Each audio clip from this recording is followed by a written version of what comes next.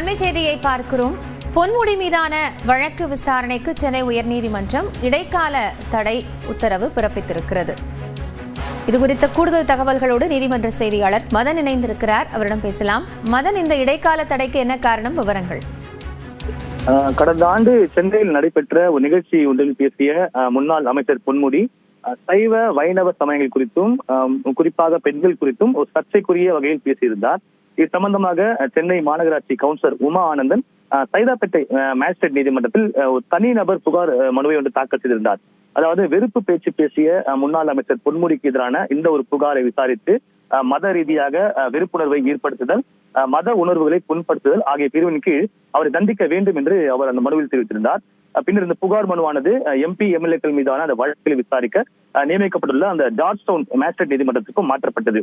கடந்த முறை இந்த புகாரை மனுவை விசாரித்த நீதிபதி சவுந்தரபாண்டியன் இந்த புகாரை விசாரணைக்கு எடுத்துக் கொள்வதற்கு முகாந்திரம் உள்ளதாக தெரிவித்து மார்ச் 24 விசாரணைக்கு நேரில் ஆஜராக வேண்டும் என்று முன்னாள் அமைச்சர் பொன்முடிக்கு ஒரு சம்மன் அனுப்ப உத்தரவு பிறப்பித்தார்.